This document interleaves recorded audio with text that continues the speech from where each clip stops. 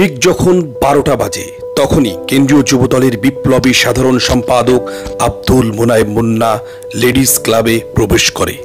আব্দুল মোনায়েম মুন্নার একটি লক্ষ্য কেন্দ্রীয় যুবদলের ইফতার ও দোয়া মাহফিলকে সুন্দরভাবে সফল করার লক্ষ্যে তিনি প্রবেশ করেন লেডিস ক্লাবে। প্রবেশ করার পরেই তিনি দেখেন কেউ একজন ভালোবেসে আব্দুল মোনায়েম মুন্না ভাইয়ের ব্যানার ফেস্টুন প্রবেশ মুখে ঝুলিয়ে রেখেছে, কিন্তু তিনি বলেন স্পষ্ট ভাষায়, আমি এই রাজনীতি করি না। দেশনায়ক তারেক রহমান, বেগম খালেদা জিয়ার ছবি ছাড়া এখানে অন্য কারো ছবি থাকবে না। সুন্দর ও সফল করার লক্ষ্যে ইফতার মাহফিলে কখনো আইন শৃঙ্খলা, কখনো শৃঙ্খলার আহ্বায়ক কমিটি, কখনো আপ্যায়ন কমিটি, কখনো প্রচার কমিটির কাছে ছুটে যাই। দেখেন তিনি নিজে লিস্ট নিয়ে বসে গেলেন সম্মানিত ব্যক্তিদের সম্মান দেওয়ার জন্য পদ অনুযায়ী। কেন্দ্রীয় যুবদল সারা বাংলাদেশের সভাপতি, সাধারণ সম্পাদক যারা সম্মানিত যেন হয়, তাদেরকে যেন সম্মান জায়গায় বসে, এ কারণে তিনি নিজেই লিস্ট নিয়ে বসে গেলেন।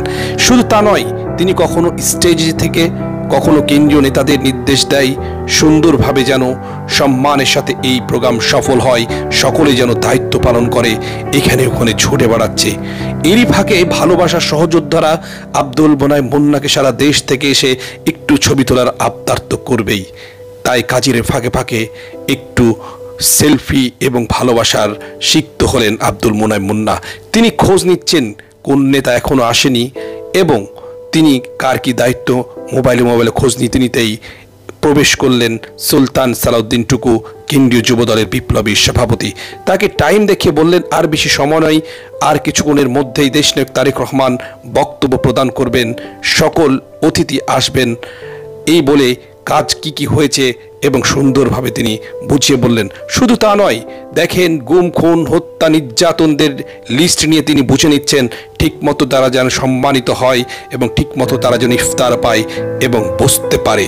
গণতন্ত্র পুনরুদ্ধার, দেশনায়ক তারেক রহমানকে দেশে ফিরিয়ে নিয়ে আসার যে ইফতার মাহফিল, দেখেন নিজে প্রত্যেকটি সিটে গিয়ে কিন্তু খোঁজ খবর নেওয়া শুরু করেছে যে ঠিকমতো তারা বসতে পেরেছে কিনা, ঠিকমতো ইফতার পাচ্ছে কিনা। এই বলেই এই বাংলাদেশের গণতন্ত্র পুনরুদ্ধার করতে গিয়ে যে সকল ভাইরা জেল জুলুম নির্যাতিত হয়েছে তাদেরকে সম্মানিত করলেন আব্দুল মোনায়েম মুন্না সহ কেন্দ্রীয় যুবদলের নেতৃবৃন্দ। শুধু তা নয়, তিনিও যে 11 মাস 230 দিন জেলে ছিলেন, তিনিও সম্মানিত হলেন যুবদলের পক্ষ থেকে, সারা দেশের যুবদলের মানুষের, যুব দল কর্মীদের পক্ষ থেকে এবং সহযোদ্ধাদের পক্ষ থেকে।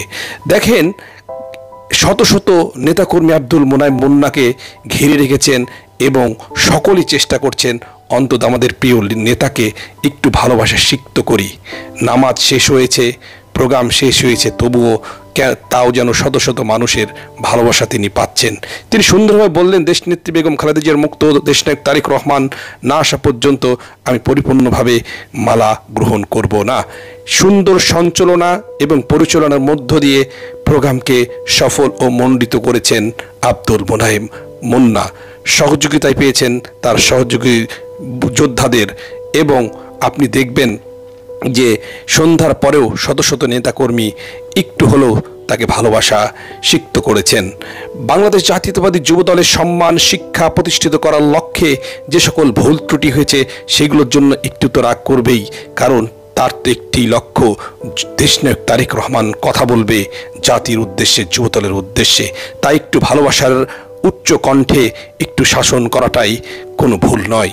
তাই জাতীয়তাবাদী দলের বিপ্লবী সাধারণ সম্পাদক আব্দুল মোনায়েম মুন্না সারা দিনব্যাপী যে কঠোর পরিশ্রম এবং তার কতটুকু সফল এবং শিক্ষা গ্রহণ হয়েছে বা তিনি ছড়িয়ে দিতে পেরেছেন, তা যুবদল শিষ্টাচার, সভ্যতা, ভালোবাসা যেন দেশের এপার ওপার থেকে ছুটে যায়, সেই চেষ্টাটাই করেছেন আব্দুল মোনায়েম মুন্না। সকলে ভুল ত্রুটি ক্ষমা দৃষ্টিতে দেখে আব্দুল মোনায়েম মুন্নার পক্ষ থেকে, দেশনায়ক তারেক রহমানের পক্ষ থেকে সকলকে শুভেচ্ছা জানিয়ে প্রোগ্রাম শেষ করলেন। সবাই ভালো থাকবেন, সুস্থ থাকবেন।